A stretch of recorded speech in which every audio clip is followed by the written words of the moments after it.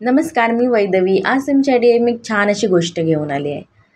तर ते आपल्या आयुष्य आणि समस्यांच्या गाठी. ही गोष्ट आहे गौतम बुद्धांनी दिलेली शिकवण आहे आपल्या शिष्यांना. म्हणजे ज्या आपल्या दैनंदिन जीवनात ज्या आपल्या अडचणी येतात त्याच्यावरती आपल्याला कधी कधी खूप टेन्शन येतं की बाबा माझ्या बाबतीत असं का होतं आहे आणि ह्यातून मी कसा बाहेर पडू. एवढं सगळं टेन्शन घेऊन मी रोज काम करतो, तरी पण त्यातून मार्ग काही निघत नाही. तर त्यांच्यासाठीच ही प्रेरणादायी कथा आहे. तर मी तुम्हाला एक ती कथा सांगते की समस्यांच्या गाठी असतात त्या कशा सोडवायच्या. एकदा भगवान गौतम बुद्ध, ज्यांनी आपल्या महान विचारांनी आणि शिकवणीने जगाला एक नवीन मार्ग दाखवला आणि समाजात अभूतपूर्व बदल घडवून आणण्यात महत्त्वपूर्ण योगदान दिले. गौतम बुद्धांनी दिलेल्या शिकवणीचे पालन करून अनेक लोक केवळ त्यांच्या जीवनातच यशस्वी झाले नाहीत, तर त्यांच्या मनात समाजासाठीची प्रेमाची भावना निर्माण झाली आहे. गौतम बुद्धांनी चपखल मार्ग सांगितला आहे. गौतम बुद्धांनी काय मार्ग सांगितला आहे आणि आपल्या शिष्यांना कोणता उपदेश दिला त्याची मी रंजक कथा तुम्हाला सांगणार आहे आज.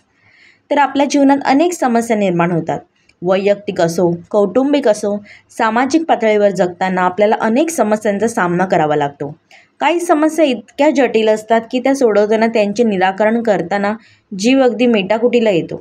या समस्यांचा केवळ भौतिक असा नाही, तर त्या मानसिक पातळीवरही असतात. त्या समस्यांच्या गाठी सोडवण्याची गौतम बुद्धांनी चपखल मार्ग सांगितला आहे. जाणूया गौतम बुद्धांनी सांगितलेली शिष्यांची कथा. एकदा भगवान गौतम बुद्ध एका कपड्याचा तुकडा घेऊन आपल्या शिष्यांजवळ आले. कोणाशी काहीही बोलले नाहीत आणि आसनस्थ झाले. त्या कपड्याला काही अंतरावर 5 गाठी मारल्या होत्या.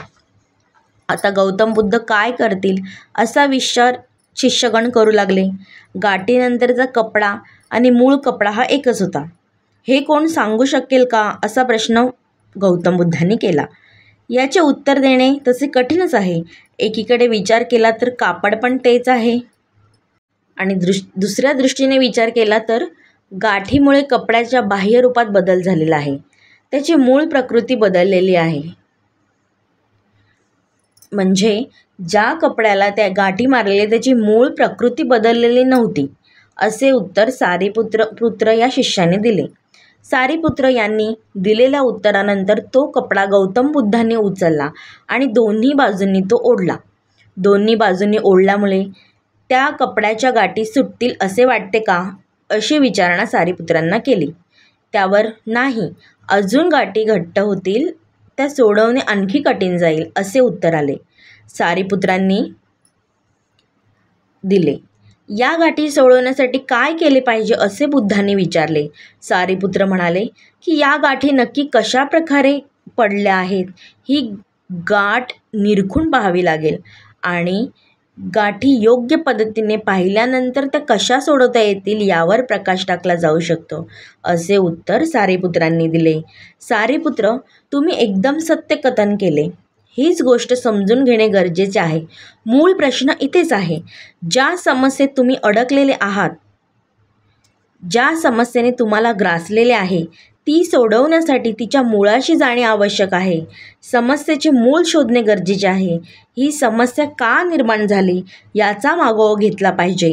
समस्येच्या मुळाशीच आपण गेलो नाही तर ती आणखी गडद होईल, असे ते म्हणाले. जागतिक पातळीवर हाच प्रकार सुरू आहे. सर्वांना कोणत्या ना कोणत्या समस्येने ग्रासलेले आहे. त्या वैयक्तिक असो, सामाजिक असो वा मानसिक असो. काम, क्रोध, मद, लोभ, मत्सर, ईर्ष्या यासारख्या वृत्तीतून बाहेर कसे पडायचे, असा प्रश्न मानवाला पडतो. परंतु या समस्यांचे मूळ काय आहे, ही वृत्ती आपल्या कशा प्रकारे समाविष्ट झाली आहे याचा विचार कोणीच करत नाही, असे गौतम बुद्धांनी सांगितले. तर मला एवढंच सांगायचं आहे की आपल्या आयुष्यात अनेक अडचणी येतात, त्यावरती आपण मात करतो.